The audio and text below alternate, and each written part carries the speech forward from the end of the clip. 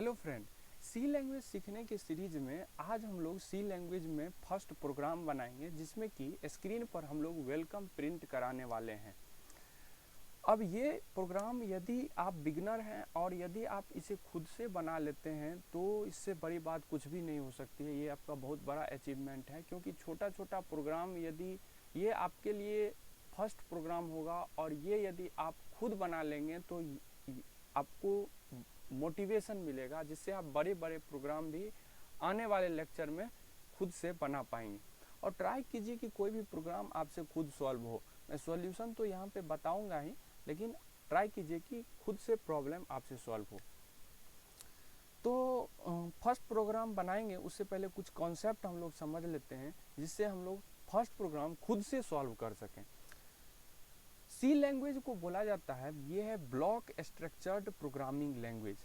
Block structured programming language का मतलब क्या हुआ कि हम लोग जो भी कोड लिखेंगे वो कोड ब्लॉक में लिखने वाले हैं।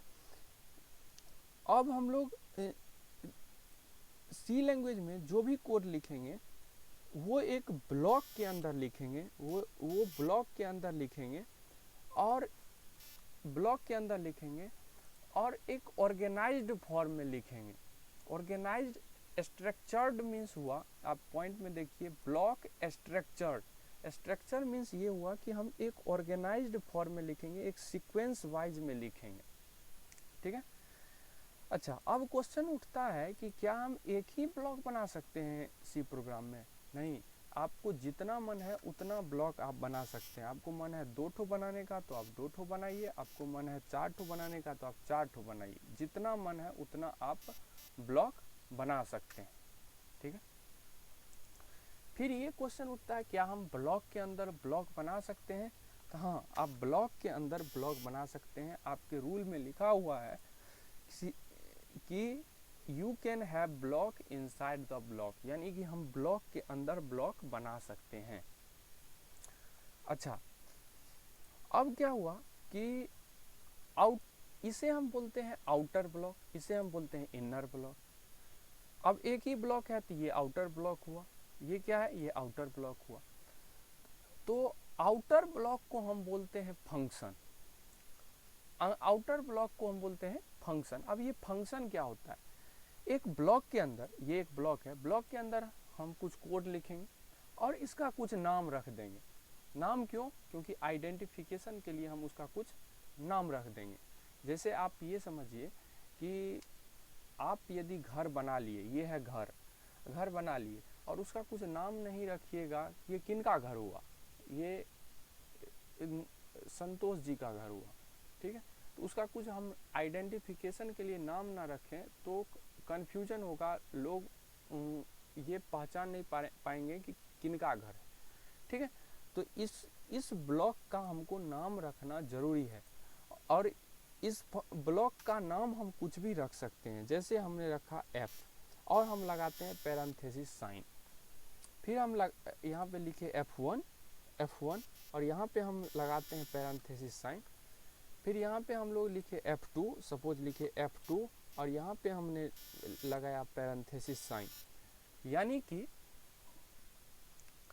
ब्लॉक के अंदर कुछ कोड लिखिए, उसका कुछ नाम रख दीजिए, इसको हम बोलते हैं फंक्शन नेम। ये पॉइंट क्लियर होने के बाद हम नेक्स्ट पॉइंट पे आते हैं कि ब्लॉक के अंदर हम ब्लॉक यूज कर सकते हैं। आउटर ब्लॉक को हम लोग फंक्शन बोलते हैं, आउटर ब्लॉक को फंक्शन बोलते हैं। लेकिन एक बात याद रखिए कि इनर ब्लॉक फंक्शन हो भी सकता है और फंक्शन नहीं भी हो सकता है। जी हाँ, इनर ब्लॉक फंक्शन हो भी सकता है, नहीं भी हो सकता है, लेकिन आउटर ब्लॉक हमेशा फंक्शन होगा ही होगा। नेक्स्ट पॉइंट बनता है कि जितने भी ब्लॉक हैं, जितने भी फंक्शन हैं, वो उसके फंक्शन होंगे तो ब्लॉक होगा। अगर ये फंक्शन होंगे तो ब्लॉक होगा, लेकिन अगर ब्लॉक है तो उस ब्लॉक का नाम फंक्शन जरूरी नहीं है कि होगा, कुछ और भी हो सकता है। आगे चल के इसको हम लोग और डीपली समझेंगे। अच्छा, इससे ये प्रूफ हुआ कि अब हम लोग एक फंक्शन बनाए, एक ब्लॉक का नाम एक फंक्शन रखे, दूसरे ब्लॉक का नाम फंक्शन, दूसरा फंक्शन का नेम रखे, तीसरे ब्लॉक का नाम तीसरे फंक्शन का नाम रखे। यानी हम ये कह सकते हैं कि सी प्रोग्राम को हम कलेक्शन ऑफ फंक्शन बोल सकते हैं, यानी बहुत सारे फंक्शन का कलेक्शन एक सी प्रोग्राम होता है, ये हम बोल सकते हैं। नेक्स्ट पॉइंट आता है कि आप जितना भी फंक्शन है, ये एक फंक्शन है, ये एक फंक्शन है, ये एक फंक्शन है, सारे फंक्शन का नाम यूनिक होना चाहिए। हाँ, आप किसी भी फंक्शन का नाम जैसे f2 नाम से बनाया है, तो यहाँ पे भी आप f2 नाम से फंक्शन नहीं बना सकते, ये सी का रूल बोलता है। और एक फंक्शन का नाम तो आपको मेन रखना ही पड़ेगा। एक फंक्शन का आप अपना मन से जितना फंक्शन का नाम आपको जितना जो रखना है वो रख लीजिए, लेकिन एक फंक्शन का नाम तो आपको मेन रखना ही पड़ेगा। ऐसा क्यों रखना पड़ता है ये भी हम लोग आगे के लेक्चर में देखेंगे। अभी हम लोग शुरुआत कर रहे हैं, तो कुछ रूल हैं उसे हम लोग को ध्यान में रखना है, ठीक है। चाहे छोटा से छोटा प्रोग्राम क्यों ना हो, ये सब नहीं भी रहेगा, ये सब यदि नहीं भी हैं, ये सब यदि नहीं भी हैं तो भी हमको छोटा से छोटा यानी एक मैसेज भी हम लोग स्क्रीन पे प्रिंट करा रहे हैं, तो तब भी हमको एक फंक्शन का नाम मेन रखना ही पड़ेगा। इसके बाद हम फंक्शन का नाम जो मन है वो रख सकते हैं, ठीक है। अच्छा, इसके बाद आता है पॉइंट नेक्स्ट कि you can write declaration statement either inside a block and outside a function. Declaration statement, declaration statement क्या होता है इसको समझने के लिए हम लोगों ने इससे पिछले वीडियोज में देख चुके थे कि डिक्लेरेशन स्टेटमेंट इंट, कैर, फ्लोट, डबल, इन सब डेटा टाइप को बोलते हैं।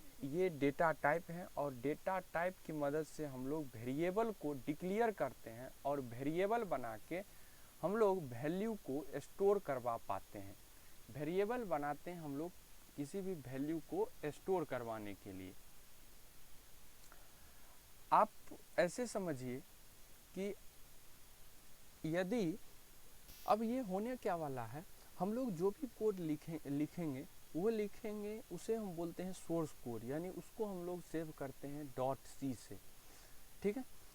अब यहाँ पे हम कुछ भी कोड लिखने वाले हैं, ये होगा .c, इसका एक्सटेंशन होगा फाइल का .c, जिसे हम बोलते हैं सोर्स कोड, ठीक है। लेकिन कंप्यूटर समझता है 0-1 की भाषा। कंप्यूटर क्या समझता है? 0-1 की भाषा। अब यदि हम लोग लिख रहे हैं इंग्लिश में और ये समझता है 0-1 में, तो आप इसको इस तरह से समझ सकते हैं कि सपोज कीजिए कोई पर्सन 1 है, ये पर्सन 1 है जो समझता है हिंदी लैंग्वेज, और एक कोई पर्सन 2 है जो समझता है इंग्लिश लैंग्वेज। अब यदि ये हिंदी में कुछ बोलेगा तो पर्सन 2 इसको समझ नहीं पाएगा, और पर्सन 2 कुछ बोलेगा इंग्लिश में तो पर्सन 1 नहीं समझ पाएगा, क्योंकि पर्सन 1 हिंदी समझता है, पर्सन 2 इंग्लिश समझता है। तो हमको ज़रूरत पड़ेगी ट्रांसलेटर, बीच में ट्रांसलेटर की ज़रूरत पड़ेगी, जो कि हमारे हिंदी लैंग्वेज को इसे हिंदी से इंग्लिश में कन्वर्ट करने वाला चाहिए। हिंदी से ये कन्वर्ट करेगा इंग्लिश में, हिंदी से ये कन्वर्ट करने वाला है इंग्लिश में, ठीक है। हिंदी से ये कन्वर्ट करेगा इंग्लिश में, और फिर पर्सन 2 इसको अच्छे से समझ पाएगा, ठीक है। यही काम हो रहा है यहाँ पे भी। .c में हम लोग लिख रहे हैं, यानी हम लोग इंग्लिश लैंग्वेज में लिख रहे हैं प्रोग्राम, और कंप्यूटर समझता है 0-1 की भाषा। अब यदि कंप्यूटर को हमको समझाना है तो बीच में ट्रांसलेटर लगाना पड़ेगा। ठीक ट्रांसलेटर को यहाँ बोला जाता है कंपाइलर। कंपाइलर क्या करेगा? हमारे .c फाइल को ट्रांसलेट करेगा और इसे मशीन लैंग्वेज में, यानी कंप्यूटर की भाषा में, 0-1 की भाषा में वो कन्वर्ट कर देगा। ये होने वाला है, ठीक है। अब क्या होने वाला है कि हम लोग डिक्लेरेशन, तो क्वेश्चन ये है कि डिक्लेरेशन स्टेटमेंट क्यों होता है प्रोग्राम में। डिक्लेरेशन स्टेटमेंट में हम लोग इस तरह से कुछ लिखने वाले हैं, हम लोग इस तरह से कुछ लिखेंगे, ठीक है, इंट x इक्वल्स टू 4, इस तरह से कुछ लिखेंगे, जिसको हम लोग बोलते हैं कि ये है, इस तरह से कुछ लिखने वाले हैं, ठीक है। आप ऐसे समझिए, ये यहाँ पे ये कुछ लिखने वाले हैं सोर्स कोड में। अब हम लोग को डेटा टाइप हम लोग बनाते हैं, वैल्यू को, डेटा टाइप हम लोग बनाते हैं वेरिएबल को इनिशियलाइज करने के लिए। अब ये वेरिएबल जो है ये इंटीजर टाइप के वैल्यू को होल्ड कर रहा है, तो कंपाइलर को ये समझाने की ज़रूरत पड़ेगी कि ये जो वैल्यू हम स्टोर करवा रहे हैं वो इंटीजर टाइप का है। इस कंपाइलर को ये बात समझाने के लिए कि x में जो हम वैल्यू स्टोर करवा रहे हैं वो इंटीजर टाइप का है, इसीलिए हमको इंट लगाने की ज़रूरत पड़ती है। ये सिर्फ और सिर्फ कंपाइलर को समझाने के लिए होता है, इसीलिए हम लोग डिक्लेरेशन स्टेटमेंट प्रोग्राम में बनाते हैं। तो डिक्लेरेशन स्टेटमेंट हम लोग बाहर भी बना सकते हैं, इस तरह भी हम लोग डिक्लेरेशन स्टेटमेंट लिख सकते हैं, और हम चाहें तो इसको अंदर भी लिख सकते हैं, यानी ये ब्लॉक के अंदर भी लिख सकते हैं। जैसे हम लोग लिखा इंट x इक्वल्स टू 6, अंदर भी लिख सकते हैं। यदि हम बाहर डिक्लेयर करते हैं, यदि हम बाहर डिक्लेयर करते हैं तो इसको हम लोग बोलते हैं ग्लोबल डिक्लेरेशन। लेकिन यदि एक हम ब्लॉक के अंदर बनाते हैं तो उसे हम बोलते हैं ये है लोकल डिक्लेरेशन। लोकल डिक्लेरेशन ये क्या होता है हम लोग आगे के वीडियोज में देखेंगे। डिक्लेरेशन स्टेटमेंट होता है कंपाइलर को समझाने के लिए, ये पॉइंट हम लोग ने देख चुका है। Action statement are written only inside a block. Action statement जो होगा वो हम लोग, एक्शन स्टेटमेंट जो होगा वो हम लोगों ने ये समझा कि बेसिक लेटर से मिलके बनता है वर्ड, वर्ड से मिलके बनता है सेंटेंस, और सेंटेंस को ही बोलते हैं इंस्ट्रक्शन। और इंस्ट्रक्शन दो तरह के होते हैं, एक तो डिक्लेरेशन स्टेटमेंट और एक तो एक्शन स्टेटमेंट। ये भी समझ चुके थे कि कोई भी सी प्रोग्राम होगा तो वो उसका हर एक लाइन या नहीं तो वो डिक्लेरेशन स्टेटमेंट होगा या नहीं तो वो लाइन एक्शन स्टेटमेंट होगा। डिक्लेरेशन स्टेटमेंट तो हम लोग समझ लिए, अब हम लोग समझते हैं action statement. Action statement written only inside a block. Declaration statement को तो हम ब्लॉक के बाहर भी लिख सकते हैं, ब्लॉक के अंदर भी लिख सकते हैं, लेकिन कोई भी एक्शन स्टेटमेंट यदि हम लिखेंगे तो वो ब्लॉक के अंदर ही हम लिखने वाले हैं। अब हम लोग एक्शन स्टेटमेंट को समझते हैं, अब यहीं से आप प्रोग्राम बना पाइएगा। एक्शन स्टेटमेंट में हम लोग पढ़ने वाले हैं फर्स्ट इनपुट स्टेटमेंट को हम लोग इंस्ट्रक्शन भी बोलते हैं, तो आप कंफ्यूज मत होइए, इंस्ट्रक्शन इज अ स्टेटमेंट। तो ये होता है एक तो input output instruction, arithmetic instruction और कंट्रोल इंस्ट्रक्शन, ठीक है। पहले हम लोग देखते हैं इनपुट आउटपुट इंस्ट्रक्शन क्या होता है। इनपुट आउटपुट इंस्ट्रक्शन, अब सपोज करिए इनपुट आउटपुट इंस्ट्रक्शन क्या होता है। सपोज करिए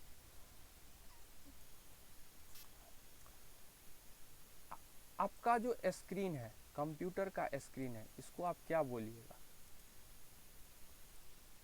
आप वीडियो को पॉज करिए और बताइए कि ये इनपुट डिवाइस है, इनपुट करने का काम करता है या आउटपुट देने का काम करता है। वीडियो को पॉज कर लीजिए। ये आउटपुट देने का काम करता है।